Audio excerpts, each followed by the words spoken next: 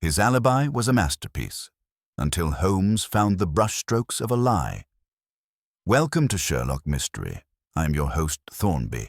Let's crack this case together. Comment where you're tuning in from. Your thoughts always make these stories unforgettable. Let's begin. It was during one of those soporific August afternoons in 1891, when even the smog over the rooftops of Baker Street seemed too fatigued to drift, that a knock upon our door brought with it the scent of a mystery. Holmes had been in one of his darker moods, alternating between pacing furiously across the carpet and reclining with closed eyes and steepled fingers, refusing sustenance but indulging instead in his violin, which moaned that afternoon with a series of dissonant Hungarian laments. I was midway through a monograph on obscure skin disorders of the subcontinent, an interest born more of boredom than medical necessity, when Mrs. Hudson appeared, her brow furrowed beneath her lace cap. "There's a gentleman downstairs," she said, voice lowered to a near whisper. "Won't give his name. Looks as though he's seen a ghost, he does. Says it's a matter for Mr. Holmes and no one else." That was enough to stir Holmes into action. He tossed aside his bow, which clattered onto the floor, and sprang to his feet with a wolfish gleam in his eye. "Send him up at once, Mrs. Hudson," he said, "and fetch some brandy. It appears we may have use for both medicine and method this afternoon." Moments later, a man of perhaps 60 years entered the room. His suit was of impeccable cut but damp with perspiration. His silver beard trembled as he attempted composure, and his eyes, pale and unfocused, darted from Holmes to myself and back again. "Mr. Holmes," he began, voice gravelly, "my name is Devlin Hargrave. I am the house steward to the late Sir Giles Fenwick of Partridge Hall in Surrey." "The late Sir Giles?" Holmes asked with a tilt of his head. "Then it is a matter of death that brings you here." "A matter of murder, sir," said Mr. Hargrave, producing a telegram from his coat pocket and handing it to Holmes with trembling fingers. Holmes scanned it quickly. "It states only that Sir Giles was found dead in his study yesterday morning," he said. "Gunshot to the chest. The local constabulary has ruled it suicide. I take it you disagree?" Hargrave's hands twisted the brim of his bowler. "Sir Giles was many things. Difficult, proud, and a great hater of the modern world, but he was not a man to take his own life. I served him 27 years. I knew the rhythm of his soul. He was not given to despair." Watson interjected gently. "Was there any evidence to contradict the finding?" Hargrave hesitated. "It is delicate, Doctor. Sir Giles was found with his own pistol in hand. The door was locked from the inside, the windows latched, but there were details which do not sit right with me. And there is one other thing." "Yes," Holmes pressed, his interest sharpening. Hargrave looked away. I fear I may be suspected. I discovered the body, and I was painting the ballroom ceiling at the time." Holmes raised an eyebrow, a most unusual occupation for a butler. "I was once a journeyman artist, Mr. Holmes. Sir Giles had commissioned me to restore a fresco, one of the few things in the hall he took pride in. I was high on the scaffold when I heard the shot, but no one saw me. And now the police believe the steward conveniently chose a solitary location," Holmes completed. Hargrave gave a slow nod. "And that I painted my own alibi." At that, Holmes gave a short, delighted laugh. "Watson, we have before us a contradiction in living form, a butler who restores Renaissance motifs and stands accused of theatrical deceit. Tell me, Mr. Hargrave, what else did you observe?" Hargrave opened his mouth, then closed it. There was something odd. Sir Giles had moved the carpet in his study, dragged it several feet by the look of it. He was meticulous. That rug had not shifted in years. Why disturb it just before? He faltered, eyes moist. Holmes gave him a nod of understanding. "There is something here, Watson," Holmes murmured. "The rug, the gun, the locked room, and a butler with pigment on his cuffs. This has the unmistakable scent of an arranged truth, a truth composed like a painting, yet flawed by a single brush stroke. He turned sharply. We depart for Surrey tonight. Pack lightly. By midnight, we found ourselves in a carriage trundling toward Partridge Hall through the whispering woods of Surrey. Hargrave had retired to his own compartment, and Holmes, leaning out the window, observed the stars with idle detachment. "Do you believe him?" I asked. "The man does not appear capable of violence." Holmes gave a half-smile. "Capable or not, Watson, you of all men should know the danger of judging character before circumstance. It is not my belief in Hargrave's innocence that propels us forward, but my distrust of neat conclusions. Suicide by gunshot in a locked study? A disturbance to the carpet? A man without motive but with an undeniable opportunity? No, Watson, this has the smell of artifice, and not the good kind." I watched him fall into silence, his mind already racing along the rails that carried us onward. Outside, the countryside blurred in moonlight, and in my chest stirred that familiar chill, the one that always came when I knew a murder had been falsely wrapped in logic, waiting for Holmes to tear through the lies and find the hidden heart. The case of the butler who painted his alibi had begun.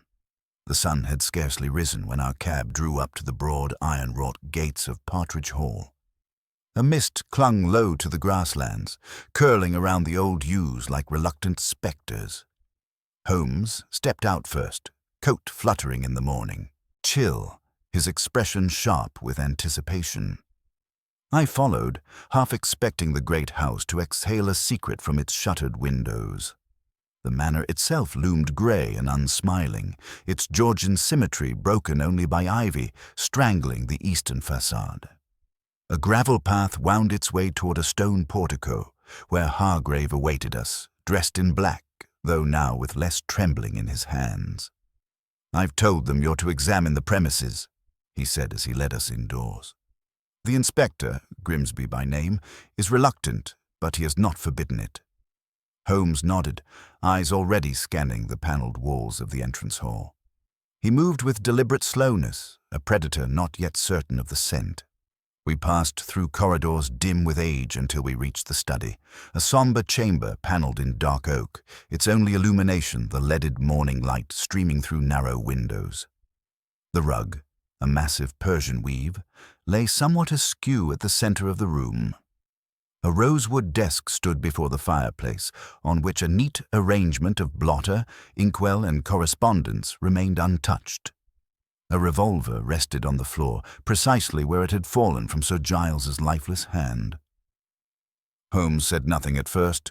He moved to the body's former position, marked by a faint discoloration in the rug and a chalk outline left by the local constabulary.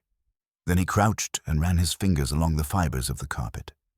"The pistol, Watson," he murmured. "It lies there, but note how it sits. Just so, not thrown nor twisted from a fall. Curious, and you'll observe this. Hargrave, come closer. Do you see the slight fold beneath the desk leg?" Hargrave peered over. "Indeed. But I thought—" "Most do not think far enough," Holmes said briskly. "This rug has been moved recently, but not by haphazard action. It has been dragged, not kicked or shifted, but pulled, carefully, to hide something.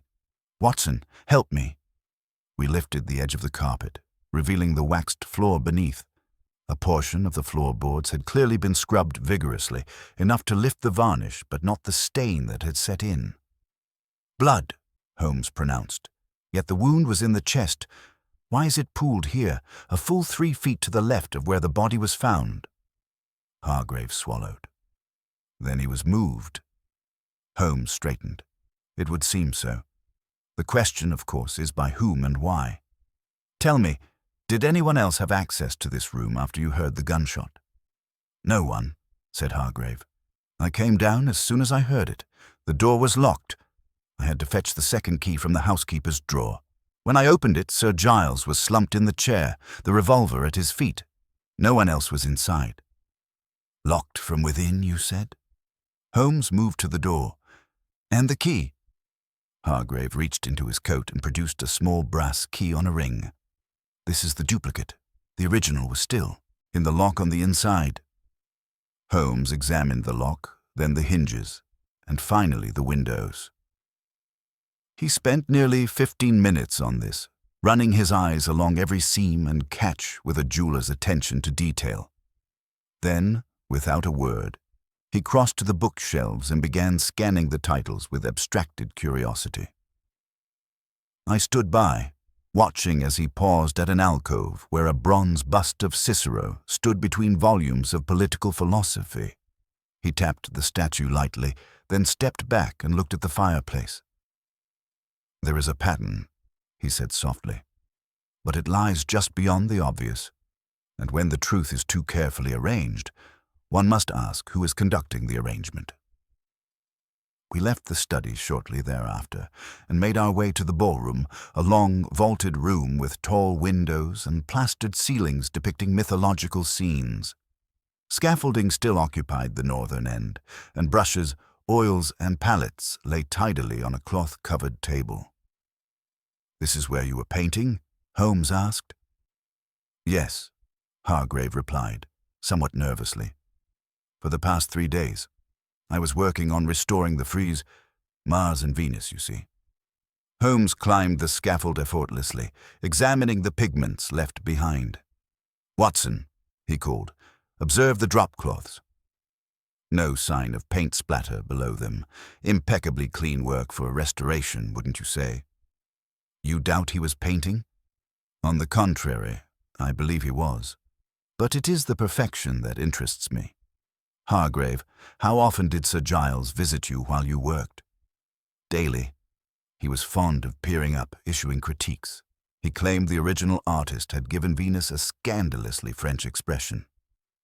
"Did you see him yesterday morning?" Hargrave hesitated. Not yesterday. In fact, he hadn't come in at all since the afternoon prior." Holmes turned to me. "And there, Watson, we may find our first rift in the mirror. For a man of rigid habit to break routine, especially one he was proud of, suggests intervention. Either he was preoccupied or prevented." A commotion at the far end of the corridor interrupted us. A stocky man with a flushed face and thick mutton chops stormed toward us, trailed by a hapless constable. "I beg your pardon," he barked, "but are you Mr. Sherlock Holmes?" Holmes offered a polite bow. "Indeed, and you must be Inspector Grimsby. I'd been hoping we might speak." "I don't doubt it," the man growled. "You've been snooping about without authorization." "Merely observing," Holmes corrected. "It is rather difficult to snoop when the corpse has already been tidied for burial. I assure you my presence will not obstruct your inquiry." Grimsby looked unconvinced. "There's nothing to inquire. Suicide, plain as day. No sign of forced entry, gun in hand, letter on the desk." Holmes's eyebrows twitched. "A letter?" "Yes," said the inspector. "Didn't Hargrave tell you? Found it among Sir Giles' correspondence. Confession of debts. Said he'd ruined the family name." Holmes looked at Hargrave, who paled. I hadn't read his papers, out of respect." Holmes turned back to Grimsby. "May I see the letter?" The inspector produced it reluctantly. Holmes read it in silence, then passed it to me. The handwriting was neat, flowing, too neat, perhaps, for a man in the depths of despair. "I suggest you compare this to samples in his ledger," Holmes said. "And if you find them identical, examine the ink well in the study. My wager is the ink there is half dry, untouched in days." Grimsby bristled. "Are you suggesting the letter is forged?" "I am suggesting," Holmes said with perfect calm, "that the letter is staged, as is the scene. And when one begins staging the dead, one must ask whose play we are witnessing." With that, he turned and strode away, leaving both inspector and steward staring after him. I followed, heart beating faster now. The pieces were moving into place, though the picture remained maddeningly incomplete. And Holmes was already 10 moves ahead, his eyes gleaming with something that looked very much like certainty. Holmes did not speak again until we had returned to the corridor. his steps brisk, his brow furrowed in that singular fashion which signaled the emergence of a theory, yet untested. I remained silent, knowing better than to intrude upon his process. Only when we reached a small drawing-room, modestly appointed with walnut furniture and a faded carpet bearing the Fenwick crest, did he finally stop, folding his arms as if contemplating an invisible equation. "The handwriting is the key, Watson," he said, voice low but insistent, too controlled, too measured. Even under the greatest strain, there is always some trembling of the pen in a genuine suicide note. Yet this was written with the clarity of a man making a point, not a farewell. You believe it was composed by another hand entirely. I believe it was composed by a practiced one, someone who has spent years mimicking civility with pen and tongue alike. At that moment, Hargrave reappeared, looking ashen. "Mr. Holmes," he said, "there is something you should know about Sir Giles' family." Holmes gestured for him to continue. "There are none, no wife, no children, only a distant cousin, Mr. Archibald Fenwick, who arrived at the Hall 3 weeks ago, unannounced. Sir Giles allowed him to stay, though I could tell it troubled him. They quarrelled often, loudly. Sir Giles believed the man had come to wheedle a share of the estate, but he had no legal claim. Still, he lingered. "And where is this Mr. Fenwick now?" Holmes asked. "In the guest wing. Inspector Grimsby questioned him yesterday. Found nothing of interest, but there's more." On the night before the shooting, I heard them argue again. Something about a forged document and the solicitor arriving too late. Sir Giles was furious. The young man stormed out of the study. Holmes nodded slowly. "Thank you, Mr. Hargrave. You've just added a key brushstroke to the portrait. Now then, would you kindly direct us to the guest wing?" The hall that led to the eastern rooms was quieter, and the dust was more pronounced. Archibald Fenwick's quarters were at the far end, a suite comprising a sitting room and a bedroom that overlooked the gardens. A maid was just leaving as we approached, carrying a tray of untouched breakfast. Holmes knocked once and entered without waiting for reply. The man within was lounging on a divan in shirt sleeves, cigarette in hand, with a copy of the Times open to the obituary page. He rose quickly when he saw us. "Mr. Holmes, I presume?" he said, smoothing his disheveled waistcoat. I had rather hoped the inspector was finished with his parade of suspicion. "But I must say, your reputation precedes you." Holmes inclined his head. "And you are Mr. Archibald Fenwick, distant cousin to the late Sir Giles." "That's correct. Distant in blood, closer in spirit. We were becoming quite companionable, in fact. His passing has affected me deeply." "Deeply enough to keep you from breakfast, I see," Holmes observed. Archibald offered a thin smile. "Forgive me if my appetite has suffered. Death does that to some of us." Holmes ignored the feint. "Tell me, Mr. Fenwick, where were you at the time of your cousin's death?" "In the stables. I was speaking with Harker, the groom, about purchasing a gelding Sir Giles had promised me. He's an honest man. I dare say he'll confirm it." Holmes made no note, but merely said, "And the night before?" Archibald's smile vanished. "We quarrelled, yes. I'd overstepped, asked about the will. Foolish of me. He was not a forgiving man." "And the subject of forgery?" A flicker passed over the man's face, swiftly masked.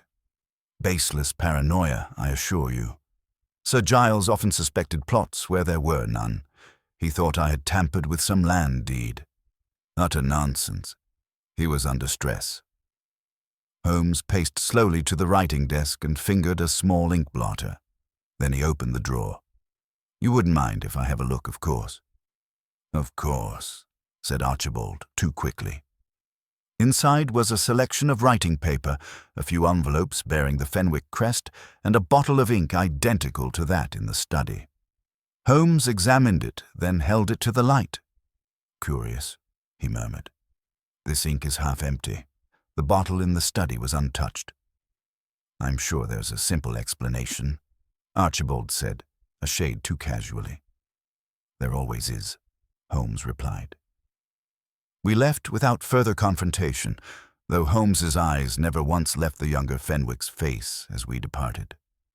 Once in the corridor, I could no longer contain myself. Holmes, you surely believe the man guilty. I believe him frightened, Holmes said, and not without cause. But guilt, that requires more than opportunity. It requires motive and method. We returned to the study, where Holmes requested paper and a sample of Sir Giles's earlier letters, which Hargrave brought from the library. Holmes spread them on the desk and began comparing loops and slants, curves and breaks. After 10 minutes, he gave a low whistle. Watson, see here. These are dated 4 months ago. Note the F in faithfully. It dips. Now compare it to the letter found beside the body. The stroke is flatter. The writer tried to imitate, but they failed to capture the tremble of age. This was written by a younger hand, steady and calculated. A forgery. Without doubt. And note something else. These envelopes were kept in the library, but the letter found on the desk bears a fresh watermark from a different stationer. Someone brought their own paper. An amateur mistake. A knock at the door interrupted us. It was the groom, Harker, summoned by Holmes via Hargrave not moments before. Holmes greeted him warmly. Mr. Harker, you were in the stables yesterday morning. Aye, sir, mending the gate hinge. And Mr. Archibald was with you. The man scratched his head. Only for 5 minutes or so. Came to ask about the brown gelding, said Sir Giles promised it to him. I told him Sir Giles hadn't mentioned it. He left in a huff. Thank you. That will be all. As the man departed, Holmes smiled thinly. The alibi weakens. Time unaccounted for. Motive emerging. But we need something more. Then his eyes lit up. The painting. I looked at him, puzzled. The ballroom fresco? Exactly. Hargrave was restoring it, and if my suspicion is correct, then it may hold more than mythological symbolism. We hurried back to the ballroom, where the scaffolding still stood. Holmes climbed to the platform and began examining the fresco with new intensity. Then he stopped. Watson, he said with quiet triumph, look here. I ascended and followed his gaze. On the arch above Mars's upraised hand, the paint was uneven, too recent, too smooth.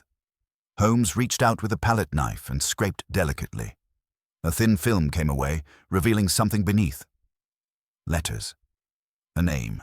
J. Cartwright, 1872. Holmes exhaled. The original artist signed his work, but Hargrave painted over it. Why? Below, the steward watched nervously. Holmes descended and fixed him with a gaze colder than the marble floor. Mr. Hargrave, why did you erase the artist's name from the ceiling?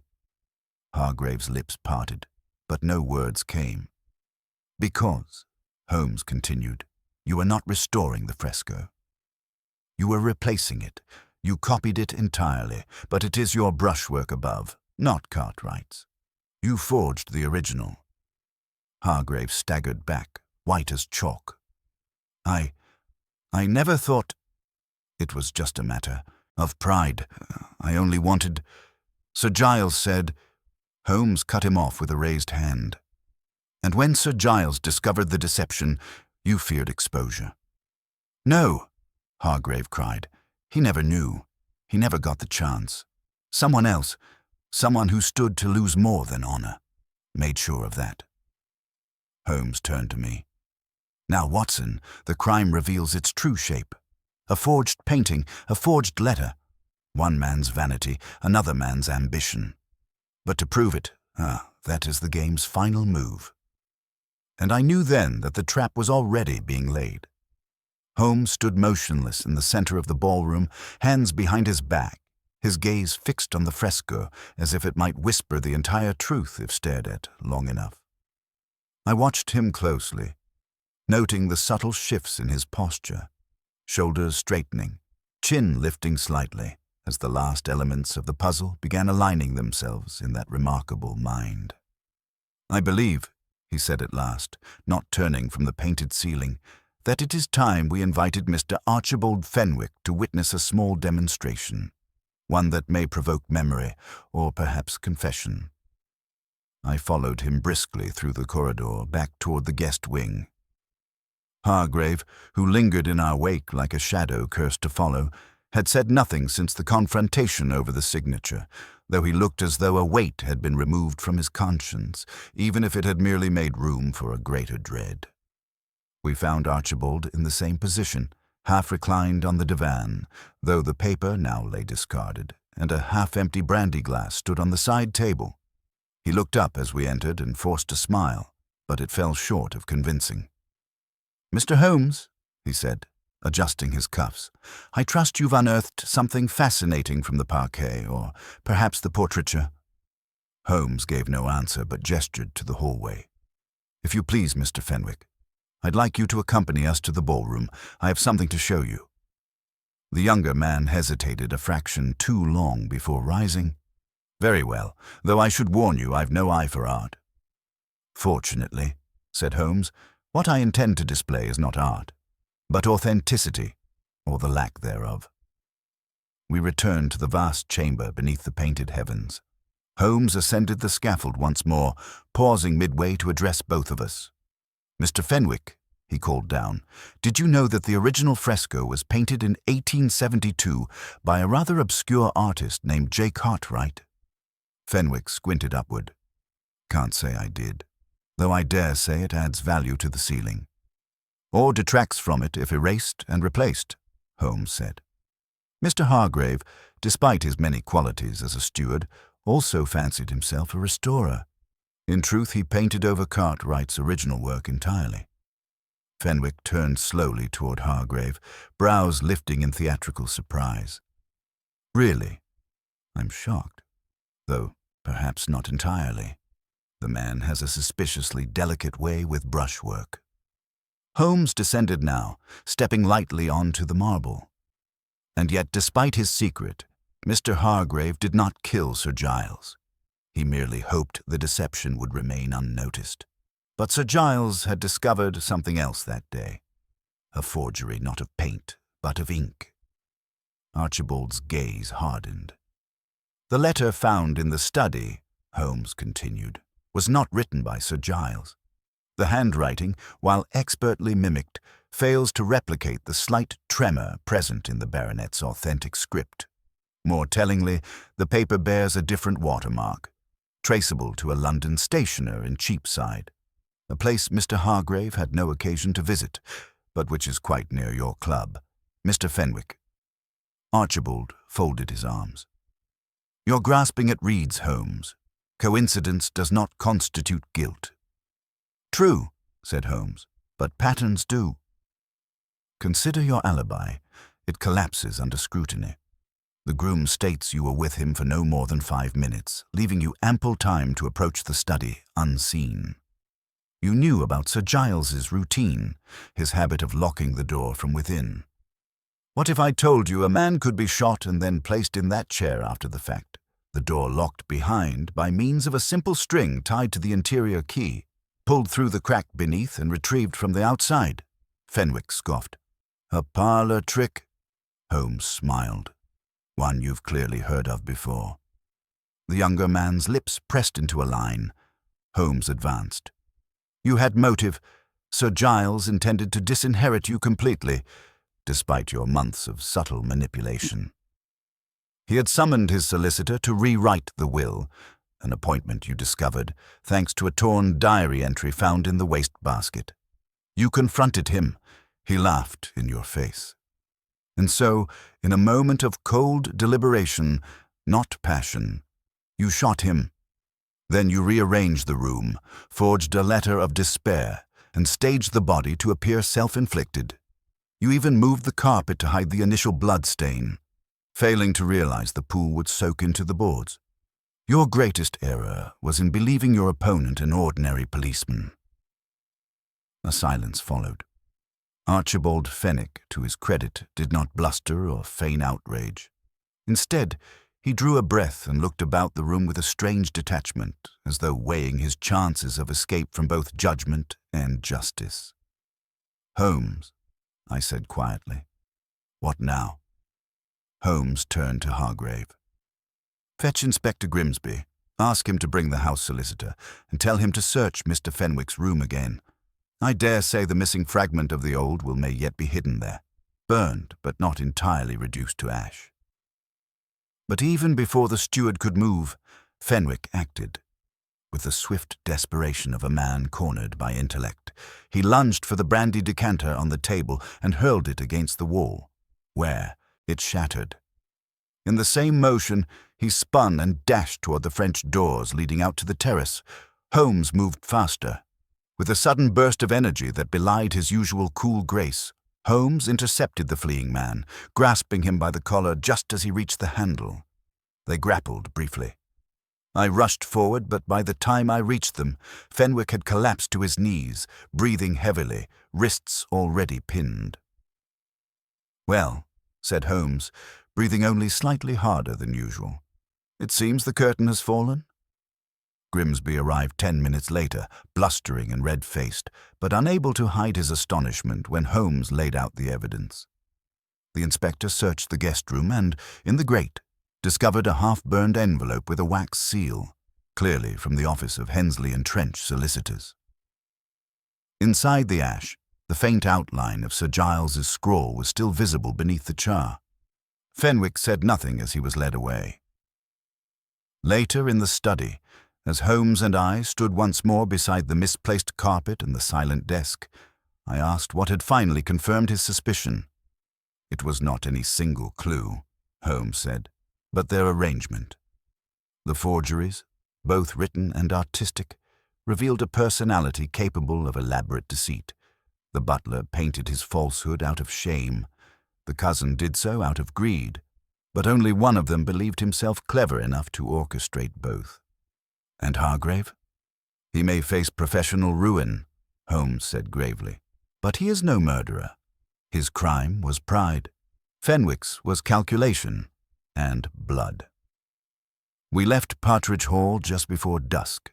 As the carriage rolled away and the manor faded into shadow, I glanced once more at the upper windows, imagining the fresco hidden behind that newly applied paint. A false sky hiding the truth. Holmes, meanwhile, had settled back into his usual posture, long legs crossed, pipe alight, eyes distant. "You know, Watson," he murmured, "murder is not unlike forgery. It takes a practiced hand, a steady mind, and it is almost always undone by a single imperfection, the tiniest stroke out of place." "And the painter's alibi?" I asked. "A masterpiece of misdirection," Holmes said. "But in the end, even the most elegant lies cannot conceal the mark of truth forever." The sky over Surrey had turned the color of tarnished silver by the time we reached the station. Our journey back to London was quiet for the better part of an hour, punctuated only by the rhythm of the carriage wheels and the occasional soft crackle of Holmes's match as he relit his pipe. Though Archibald Fenwick's arrest had brought the case to a decisive turn, I knew from experience that Holmes's mind rarely settled with the first resolution. It worked like a clock whose final tick always concealed another mechanism beneath. He broke the silence at last, voice low, eyes on the countryside sliding past the window. "There is something unresolved, Watson."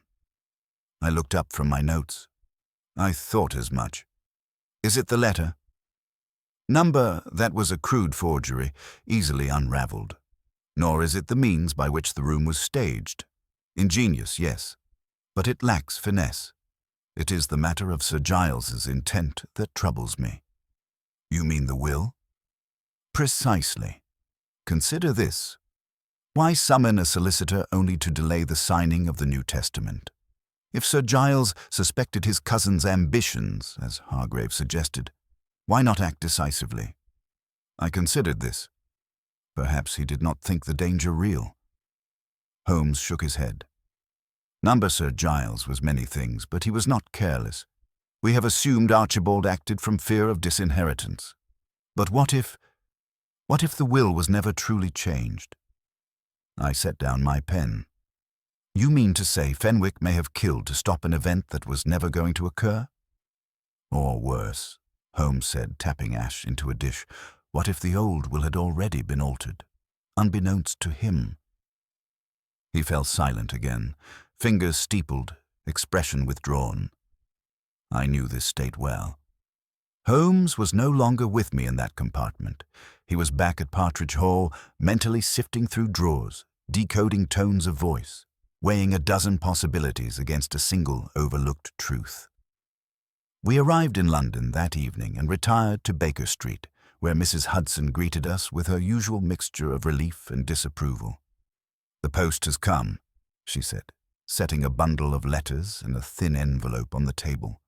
"And there's someone who's already called twice today. Left no name, said he'd return."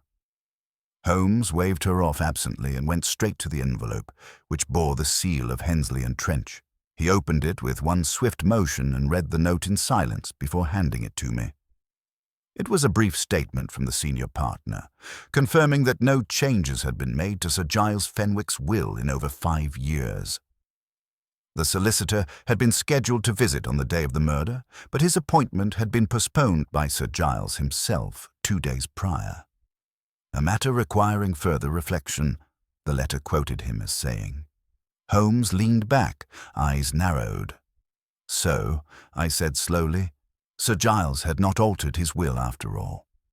Holmes smiled faintly, and yet his cousin feared he would, which suggests that someone, perhaps unknowingly, fed Archibald the belief that his inheritance was in jeopardy. I stood and began to pace. Then there's another player, someone close enough to manipulate both men and shrewd enough to remain invisible. Holmes rose. "Precisely, and it's time we paid him, or her, a visit." The following morning, we boarded the early train and returned to Partridge Hall. The mood was somber, the household quiet under the weight of scandal. Inspector Grimsby had left with his prisoner, and the local authorities had begun sealing up rooms for evidence, cataloguing. Hargrave met us in the corridor, his eyes still sunken with strain. "You've returned," he said, not without unease. Holmes nodded. "To settle a detail, may I see Sir Giles' personal correspondence again?" Hargrave led us to the study, where a locked cabinet beside the hearth contained the baronet's private papers. The key, Hargrave explained, had always been kept in Sir Giles' waistcoat and had only recently been passed to the estate executor. Holmes took the bundle of letters and began to examine the envelopes with a care bordering on reverence. One by one he studied them, bills, political invitations, personal notes, until he stopped at a letter bearing a faint scent and the mark of lavender wax. "This," he said, "is not from a solicitor or a creditor."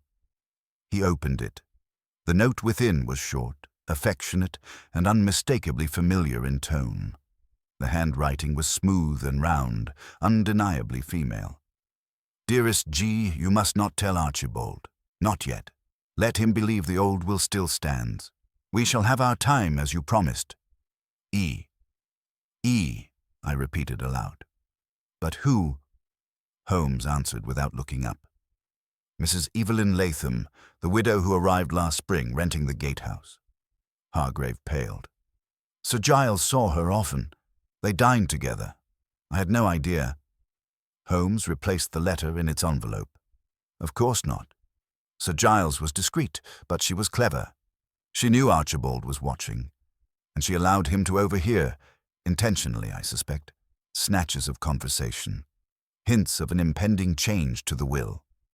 Sir Giles delayed that change, but Archibald, spurred by greed and dread, struck before discovering the truth." Hargrave looked aghast. "You mean she caused this?" "I mean," Holmes said evenly, "that she wielded influence. Not a criminal act, perhaps, but it set the dominoes falling."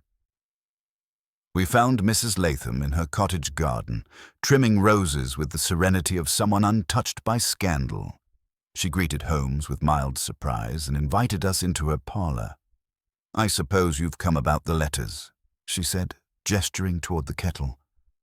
"I expected them to be found eventually."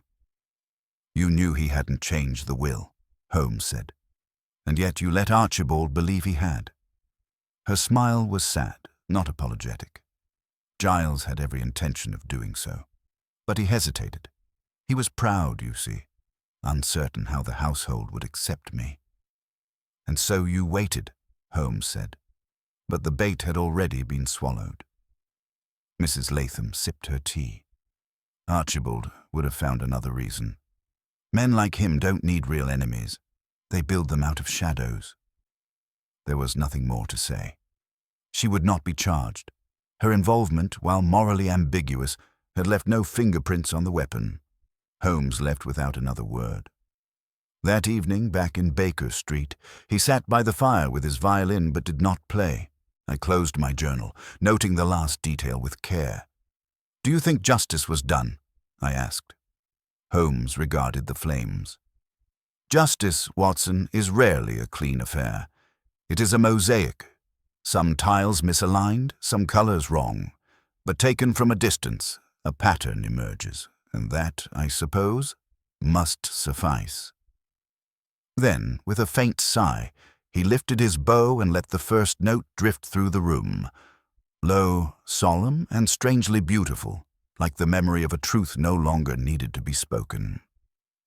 The next morning brought rain, gray sheets of it cascading down the windows of Baker Street like the residue of some long-forgotten sorrow. Holmes stood at the window, his back to me, fingers clasped loosely behind him. He had not spoken since dawn, save for a few absent mutterings as he rearranged the crime scene in his mind. I busied myself with correspondence and notes, though my thoughts, too, lingered on Mrs. Latham and her half-spoken confessions.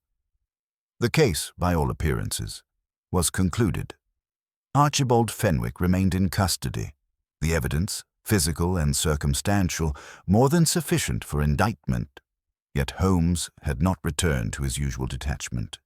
That was the first sign. "The justice system," he said at last, voice quiet, "is often forced to operate by the limits of what can be proved, not what can be known."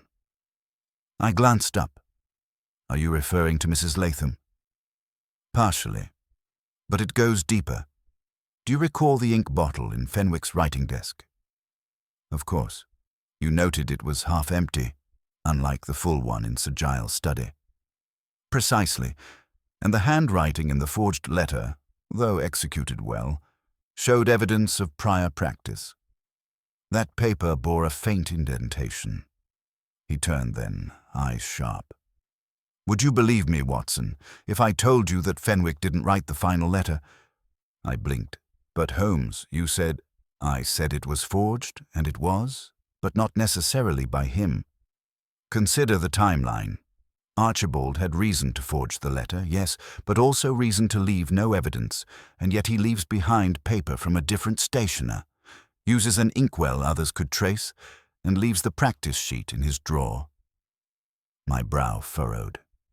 "Then who?" Holmes crossed the room and retrieved a folder from the cabinet, one that I had not seen him take from Partridge Hall. He placed it before me and opened it to reveal a single sheet of correspondence. At the top was the seal of the Royal Academy of Art. "This letter," Holmes said, "was found in Sir Giles's cabinet.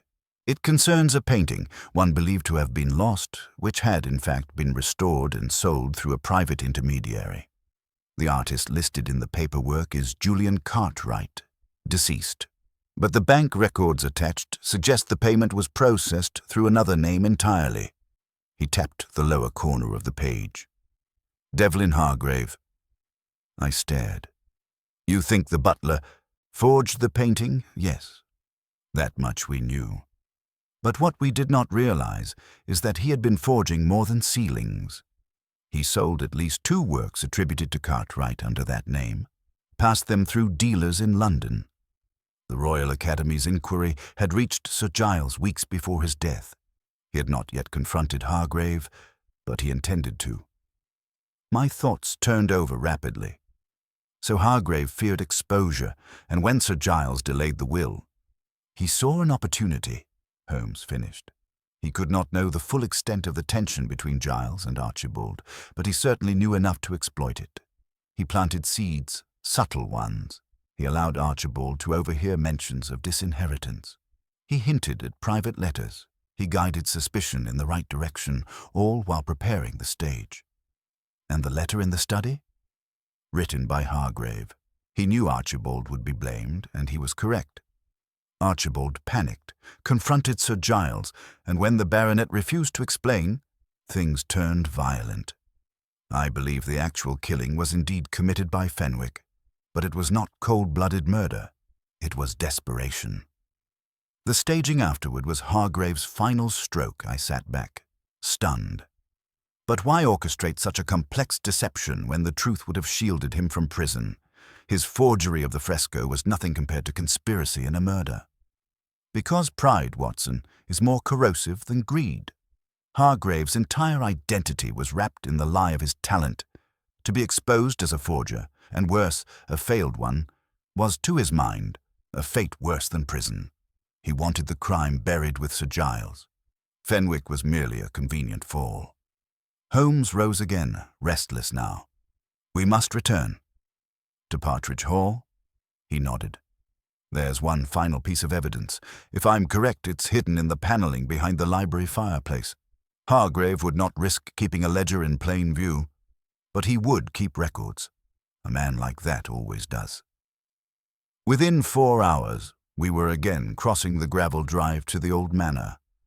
Rain still clung to the hedgerows and roof tiles, casting the house in a deeper gloom than our last visit. Hargrave greeted us in the foyer, surprise thinly masked by civility. "Mr. Holmes," he said. "Dr. Watson, you have returned once more." "For a small matter," Holmes said lightly. "May I inspect the fireplace in the library?" Hargrave hesitated a fraction too long. "Of course."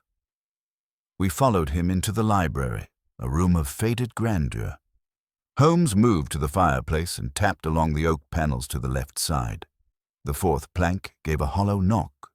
He looked at Hargrave, who stood silent and pale. With a flick of his knife, Holmes pried the panel loose. Behind it lay a narrow cavity within which rested a slim book bound in marbled leather. Holmes drew it out and opened it.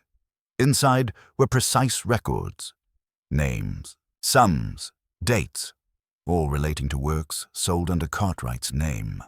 Payments traced to dealers, galleries, and anonymous buyers. Hargrave did not move. "This," Holmes said, "is the difference between suspicion and certainty." "I never touched him," Hargrave said at last, voice hoarse. "I never laid a hand on Sir Giles. I swear it." "I believe you," Holmes replied, "but you turned fear into a weapon. You used Archibald as your knife." We returned to London with the ledger. The Crown would decide what charges might follow. Fraud, certainly, and perhaps more. But as Holmes remarked on our return to Baker Street, Hargrave's true sentence had already begun. "He built his prison long before this," he said, pouring 2 glasses of whiskey. "Each forged canvas, each whispered lie. He was crafting the bars himself." "And the case?" I asked. "What do you call it?" Holmes paused a moment, then looked at me over the rim of his glass. "The butler who painted his alibi," he said, and in doing so, left a portrait of guilt more vivid than any canvas could reveal. The days that followed slipped by with an unhurried cadence, yet beneath the surface, the currents of the case swirled relentlessly. Archibald Fenwick awaited trial, confined in the county jail, while Hargrave's position as steward dissolved under the scrutiny of the Royal Academy's inquiries and legal investigations. Still, the shadow of uncertainty clung to me like a second skin, for Holmes had become more restless than I had seen in years, his restless mind stirring at the smallest detail, probing the dimmest hint of contradiction. One afternoon, as the late spring sunlight filtered weakly through the curtained windows of 221B, Holmes sat at the window seat, pipe in hand, his gaze fixed on a distant point beyond the fogged panes. The violin lay untouched on its stand, as if waiting patiently for its master's touch. "Watson," he said abruptly, breaking the silence, "there is one matter yet unresolved." I looked up from my journal. "Is it concerning Hargrave's ledger?" Holmes shook his head slowly. The ledger confirms motive, method, and opportunity. Yet something about the chronology does not sit well." I nodded, sensing the direction. "The time of death?" "Exactly." He rose and began to pace. "All parties agree the fatal shot was fired early morning. Hargrave claimed to be painting in the ballroom. Fenwick alleges being in the stables. But there is a discrepancy in the witness accounts. Harker, the groom, said Fenwick left after 5 minutes, but no one saw him enter the study. Hargrave heard the shot, but took time to fetch the key. That interval is critical." Holmes paused, eyes gleaming. If the shot was heard, yet no one saw Fenwick enter, who else could have been present? I considered the staff, the cook, the housekeeper, perhaps a groundsman, but none appeared suspicious. "Are you suggesting an unknown third party?" Holmes smiled faintly. "Not unknown, but overlooked." He reached into his coat and pulled a folded piece of parchment, a map of Partridge Hall and its grounds, meticulously drawn. He tapped a spot near the servants' quarters. The servants' corridor is narrow and winding. Footsteps there echo differently than in the main hall. On the night in question, one of the staff, Maggie, the scullery maid, claimed to have heard voices and the distinct sound of running water near the east wing well, a detail dismissed by the inspector as irrelevant. But water? Yes, and that well provides access to the servants' tunnels, little known to outsiders, a secret passage connecting the kitchen to the eastern wing. Holmes's eyes shone with sudden insight. A passage used not for convenience, but for concealment. I was silent, absorbing the implications. "Consider," Holmes continued, "if Fenwick, upon fleeing the scene, used that passage to avoid detection. But more intriguingly, if someone else used it to enter or exit the study unseen, someone who could neither be accounted for nor suspected." "Hargrave?" Holmes nodded. "A possibility. But I believe there is a second figure, a shadow behind the shadows." Over the next day, Holmes led me through Partridge Hall once more, this time with Hargrave accompanying us. We explored the servants' tunnels, narrow and musty, their walls slick with damp. Holmes's lantern cast flickering light on carved initials and scrawled graffiti from generations past. At the well, Holmes lowered a small mirror into the water, angling it to catch the faintest glimmers of light. Then he tapped on the stone. "Here," he said, "is the means by which movement in and out of the study could be masked by the sound of splashing water. It is a clever device." Hargrave shuddered. "I never thought of such a thing." "Few did," Holmes replied. "And yet it speaks of knowledge and preparation beyond your own." Returning to the main house, Holmes requested to see the housekeeper, Mrs. Beckett, a formidable woman with sharp eyes and a tongue as keen as a razor. "Mrs. Beckett," Holmes began, "tell me about the night of Sir Giles's death. Did anyone come to you seeking help? Was there any unusual activity in the house?" The woman's gaze hardened. "I'll not speak ill of the dead, Mr. Holmes, but I saw young Tom, the groundsman, skulking near the east wing around midnight. I thought it strange." "Tom?" I asked. I recall the name. He was rather fond of the estate, wasn't he? "Too fond, if you ask me," she said. "He often spoke of Sir Giles as a tyrant, though he never had the courage to say it outright." Holmes nodded.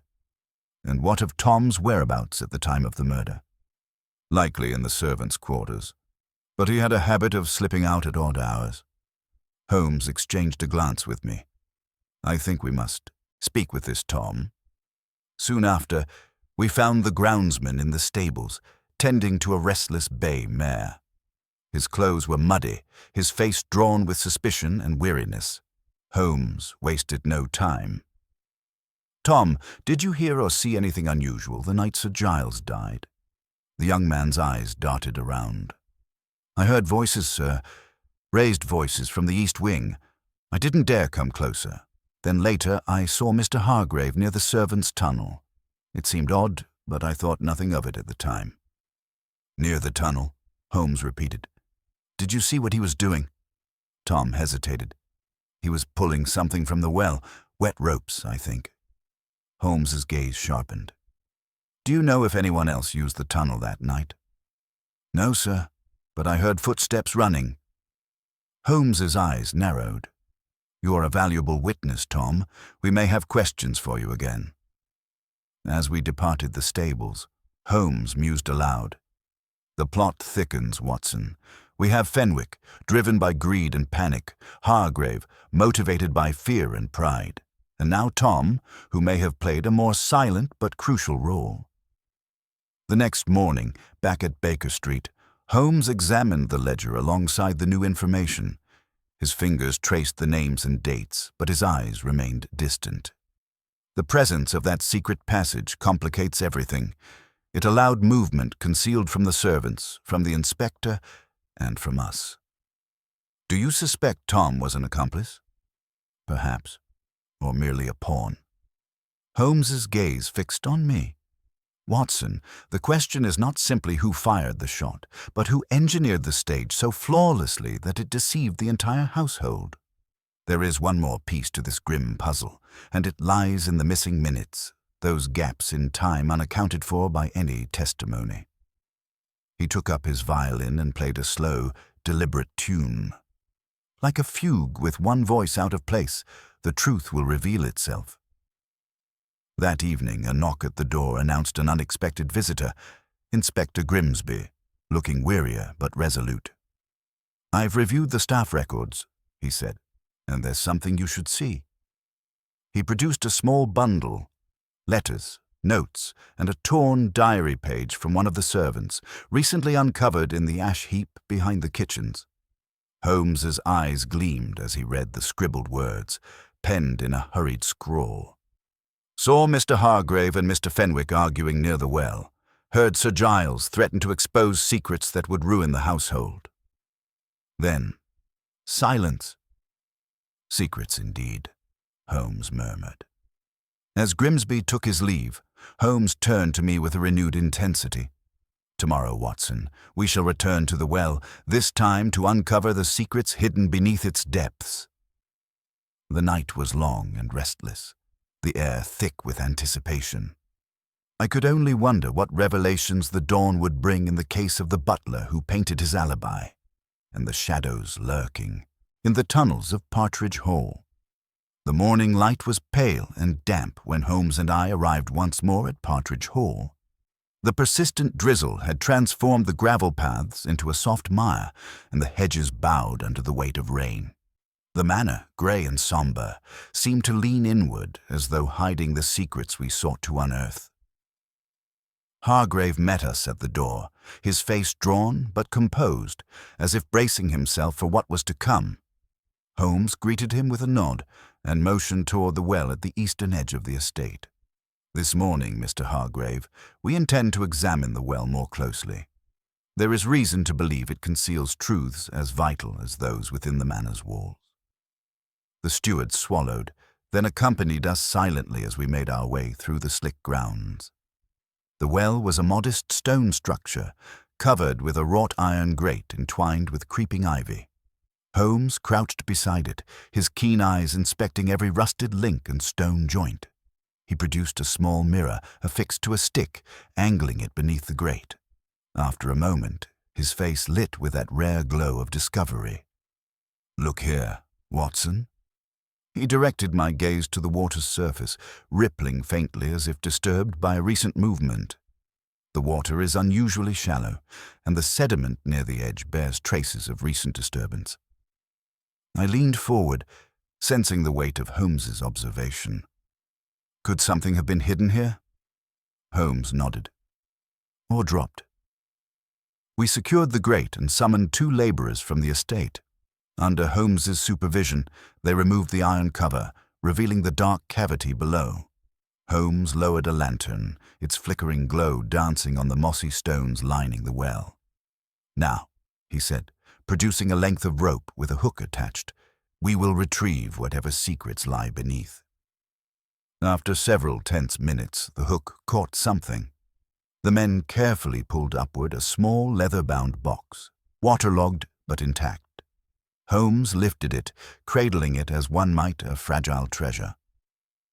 Back inside the manor, we laid the box on the study's desk, spreading newspapers to protect the surface. Holmes opened the clasp, revealing a collection of letters, folded papers, and a small, rusted key. I watched as Holmes methodically unfolded the letters, his eyes scanning lines with growing intensity. "These," he said quietly, "are correspondence between Sir Giles and an unknown correspondent.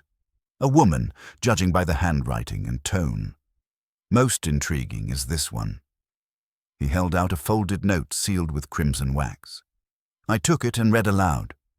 "My dearest Giles, if only I could be with you openly. I fear our secret will never see the light of day, but I trust you to protect what is ours. The past haunts us both, but soon the truth will be safe, buried beneath the stones we walk upon." Holmes's expression darkened. "The stones we walk upon." A metaphor for the estate? Itself, perhaps? Or a clue to a hidden place? He produced the rusted key. "This, Watson, is no ordinary key. It matches none of the locks catalogued in the house. I believe it opens a secret compartment, one that holds the fulcrum of this entire tragedy." I looked up at Holmes, heart pounding. "Where then?" Holmes pointed to the hearth. "Behind the panelling here. Behind the fireplace, where shadows linger." With a practiced hand, he slid aside a section of a panel, revealing a narrow cavity within the wall. Inside was a small wooden box, locked but easily opened with the rusted key. Holmes lifted the lid to reveal a bundle of papers, original wills, legal documents, and a diary belonging to Sir Giles. He unfolded the diary carefully, his finger tracing lines of cursive script. "Here lies the final confession." His voice was low, reverent. Sir Giles chronicled his fears, his doubts, and his intentions regarding both Hargrave and Fenwick. I leaned in to read a passage aloud. April 17th, 1891. "The betrayal is closer than I feared. Hargrave's duplicity stains not only the fresco, but the trust I placed in him. Yet the greater threat is Archibald, whose greed knows no bounds. I have prepared for all eventualities, but the weight grows too heavy." Holmes closed the diary gently. "A man torn by conflicting loyalties.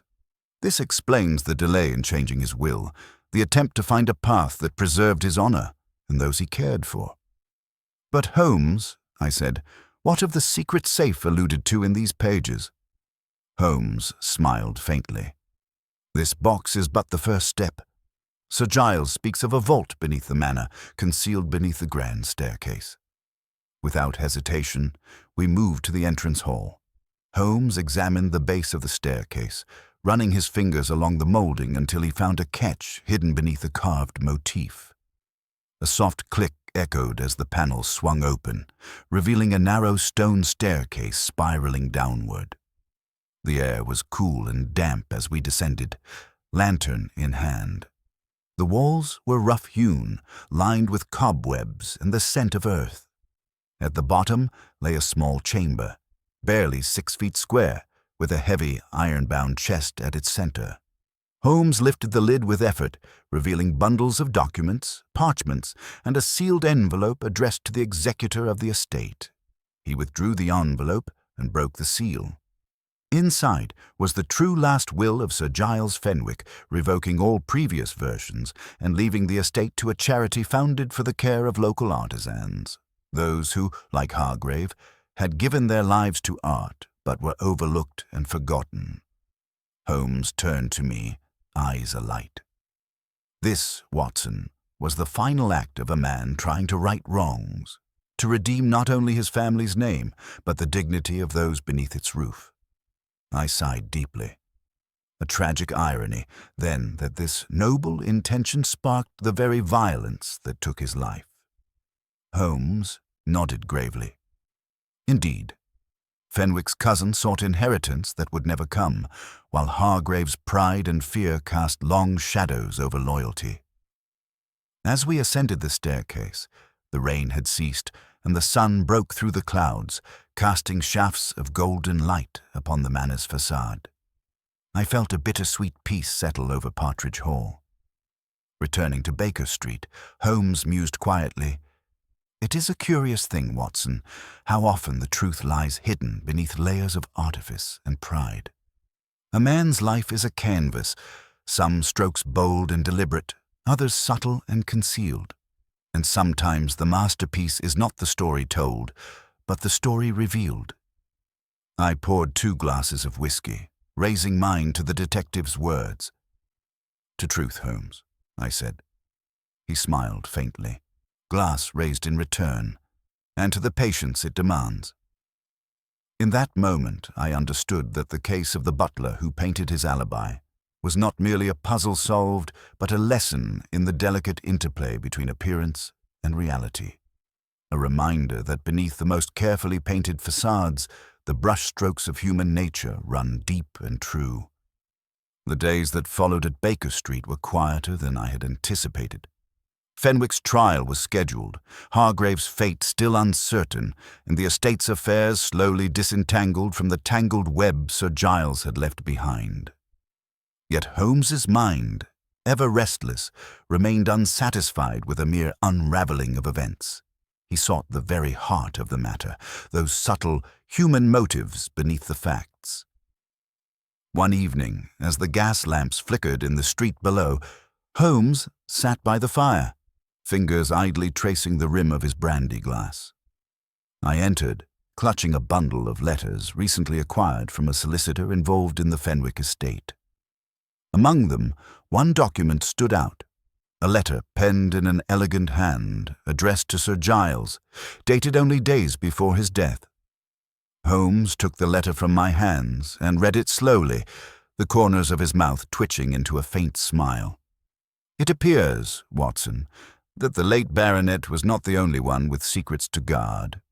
This letter, unsigned but unmistakably penned by a woman, speaks of reconciliation and promises kept." I leaned closer as he continued, "Dearest Giles, I hope this finds you well despite the shadows that gather. Your absence weighs upon me, yet I remain hopeful that the truth will prevail and that the past can be laid to rest. I will meet you at the garden pavilion tonight, as promised. Yours." Holmes folded the letter with care. "The pavilion, Watson. That must be the place where the final unseen act unfolded." The next morning we set out for Partridge Hall once more. The garden pavilion, a delicate wooden structure adorned with creeping roses and overlooking the estate's verdant grounds, was quiet but for the whispers of the wind through the leaves. Holmes examined the pavilion's floorboards, the foundation stones and the surrounding shrubbery with a meticulous eye. Then, kneeling, he brushed aside a patch of moss to reveal faint footprints, partially obscured by the morning dew. "These prints," he said, "suggest 2 visitors, one entering just before midnight, the other following shortly after. I scanned the area. Could this have been the meeting place of Sir Giles and Mrs. Latham?" Holmes nodded. "Indeed, and more. It is here, Watson, that the final pieces of the puzzle converge." We returned indoors, where Holmes summoned Hargrave, who appeared reluctant but compliant. "Mr. Hargrave," Holmes said, "you were present at the estate that night, yet you did not mention this meeting. What say you?" Hargrave's voice trembled slightly. "I knew of it, sir, but I was not invited. I did not think it important." Holmes's eyes narrowed.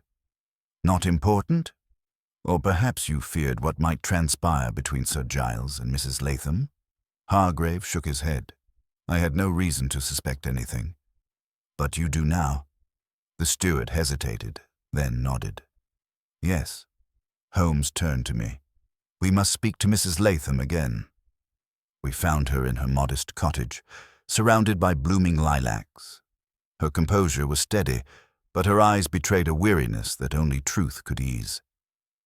Mrs. Latham, Holmes began gently, Sir Giles planned to meet you the night he died. Did you attend? She nodded slowly. Yes. I came to persuade him once more to make his intentions known, to protect Hargrave and perhaps Archibald as well. Holmes's gaze sharpened. You wished to shield them? I wished to shield the estate. From ruin and scandal, but more than that, I wished to protect Giles himself. He was burdened by ghosts. And did the meeting go as planned?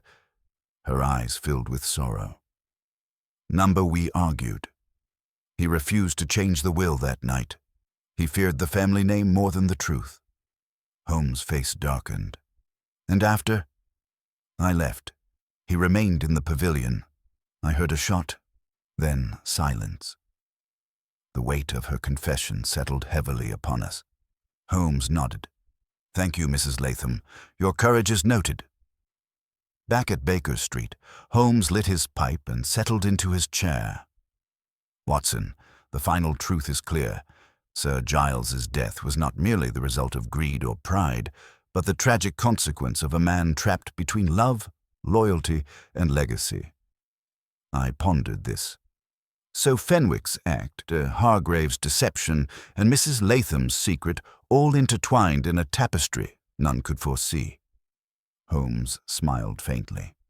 A tapestry of human frailty and strength, painted not with oils, but with the choices of those who live in its shadow.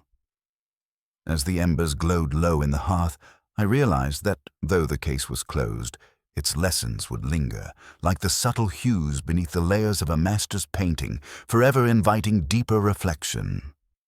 The evening had deepened into a velvet dusk by the time Holmes and I settled back into the familiar quarters of 221B Baker Street. The crackling fire lent a warm glow to the room, casting long shadows that danced upon the walls. Shadows I could not help but feel mirrored the tangled complexities of the case we had just laid to rest. Holmes was silent for a long moment, staring into the flickering flames before turning to me with that characteristic glint in his eye, the one that suggested both satisfaction and restless curiosity. Watson, he began, this case, the butler who painted his alibi, is more than a mere puzzle solved. It is an intricate study of human nature, the interplay of pride, fear, loyalty, and desperation.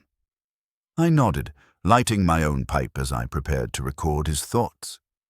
Indeed, Holmes, the manner in which each player, Hargrave, Fenwick, Mrs. Latham, acted under the pressure of circumstance was fascinating. Yet I confess, I'm still pondering the finer points of Sir Giles' own mindset. Holmes smiled faintly. A man of contradictions, as all men are, he wielded authority with a heavy hand, but cared deeply for the estate's legacy and those who served him. His reluctance to alter his will despite foreseeing danger reveals a heart burdened with conflicting loyalties. He paced slowly, fingers steepled. Hargrave, too, was caught in this web, a man clinging to the only pride left to him, his artifice. His forgeries were not merely criminal acts, but desperate attempts to maintain identity. And Fenwick, I added, was a man driven to violence by greed and fear, yet not without moments of regret. Holmes turned to me sharply. And therein lies the human tragedy, Watson. None of these men were monsters. They were men, flawed and fallible. The painted alibi, the forged letter, the hidden passage, all the tools of deceit, were ultimately defeated not by brute force, but by the subtle light of reason and observation. He paused, then gestured toward the violin. I confess, cases such as this inspire a certain melancholy in me. The interplay of artistry and duplicity reminds me that truth is often veiled in layers, layers which require patience to peel away. I leaned forward, intrigued. Do you believe the lessons here extend beyond the immediate crime? Holmes' eyes gleamed. Absolutely. The finest detectives do not merely seek to catch villains, but to understand motives, to discern the human heart beneath the facade. In this case, the very artifice of the butler's painting was a metaphor for the lies and half-truths we all tell, ourselves included. He lowered himself into his chair, pipe in hand. Watson, do you recall the fresco's signature, J. Cartwright, 1872, that Hargrave had painted over? I nodded. A cruel irony, Holmes, that in his efforts to create a masterpiece, he destroyed one. Holmes chuckled softly. And yet, the original signature was uncovered not by force, but by the quiet persistence of an observant eye, much like the truth itself. The night wore on as we discussed the case in its fullness. The chronology, the false leads, the moments of revelation. Holmes spoke of the importance of details often overlooked. The slight unevenness of paint, the subtle tremble in handwriting, the sound of footsteps muffled by falling rain. Each element was a thread woven into the tapestry of truth. As the clock chimed the hour, Holmes rose and moved to the window, staring out into the London fog that was beginning to cloak the streets below. Watson, this city will forever be a stage for mysteries, painted with shadows and light. Our task is to be its keenest observers, to look beyond the obvious and unmask the concealed. I joined him at the window, inhaling the cool night air, feeling the restless energy that always accompanied the promise of another case. Until the next masterpiece, Holmes. He smiled, a rare, genuine smile. Indeed, my dear Watson, until the next canvas is set. And with that, the case of the butler who painted his alibi came to its close, leaving behind a legacy not only of crime solved, but of insight gained, a reminder that beneath every painted surface lies a truth waiting to be uncovered by those who dare to see. The morning after our long discussion at Baker Street dawned clear and crisp, the kind of day that Londoners would call a proper spring morning, though it carried a sharpness that reminded one winter was still a lingering guest. I found Holmes already seated by the window, his gaze distant, his fingers absent-mindedly tapping the rim of his teacup. His violin rested silent in its case, the notes of the previous evening still echoing faintly in my memory. "Watson," he said without turning, "there is a subtle unrest in this case that demands further reflection. We have pieced together motives and actions, yet there remains a question of timing, the precise sequence in those final hours at Partridge Hall." I took my seat opposite him, prepared to resume the role of chronicler and interlocutor. "You speak of the timeline, Holmes?" He nodded slowly, steepling his fingers. "Yes. Fenwick's alibi is thin, Hargrave's movements suspicious, and Mrs. Latham's meeting with Sir Giles indisputable. Yet the question remains, who was where and when between the hours of midnight and the fatal shot? It is in these shadows that the true picture emerges." Holmes rose and retrieved the meticulously kept notes we had made at the manor. "Look here, Watson. The statements from the servants' tunnels, the timing of footsteps, these clues collectively suggest someone moved with knowledge and stealth. I'm inclined to believe Tom, the groundsman, played a larger role than he admitted." I furrowed my brow. The young man with the muddy clothes? His nervousness suggested fear, not guilt. Holmes smiled thinly. Fear and guilt are often bedfellows, but more importantly, Tom had access to all parts of the estate and a familiarity with its secret ways. I propose we speak with him again, alone. Later that morning, we arranged to meet Tom in a quiet back room of the manor. The youth appeared more composed than before, though a shadow of apprehension clung to his gaze. Holmes wasted no time. "Tom, we know you were near the east wing late at night. You observed Mr. Hargrave pulling ropes near the well, yes?" Tom swallowed. "Aye, sir. I did. Did you see what those ropes were used for?" "No, sir, but I heard sounds. Whispers and hurried footsteps. Something wasn't right. Holmes leaned forward. "Did you know of anyone else who might have had motive or opportunity to harm Sir Giles?" Tom hesitated. "There was a man, a stranger. Came through the back gates a few nights before. Stayed hidden in the servants' quarters. I never saw his face, but he was quiet and carried a small satchel." My surprise must have shown, for Holmes nodded gravely. An unknown visitor. "This changes the picture considerably. Tom, can you identify this man?" "I can't say for sure, sir, but I heard him speak to Mr. Fenwick once, urgently, in the library." Holmes's eyes narrowed. "We must investigate this stranger." Returning to London, Holmes immediately set about questioning local constables and checking railway records. Days passed, and gradually the image became clearer. A man named Silas Marlowe, known as a forger and dealer in illicit goods, had been traveling through Surrey under an alias. Holmes's deductions connected Silas to Hargrave's forged paintings and perhaps more sinister dealings. I observed Holmes's excitement grow, tempered only by his recognition of the dangers involved. One evening, as the rain fell in steady sheets outside, a telegram arrived for Holmes. The message was brief but urgent. Silas Marlowe had been apprehended at a nearby coaching inn, found in possession of suspicious documents and paraphernalia matching the descriptions we had gathered. We traveled immediately, arriving at the small inn late at night.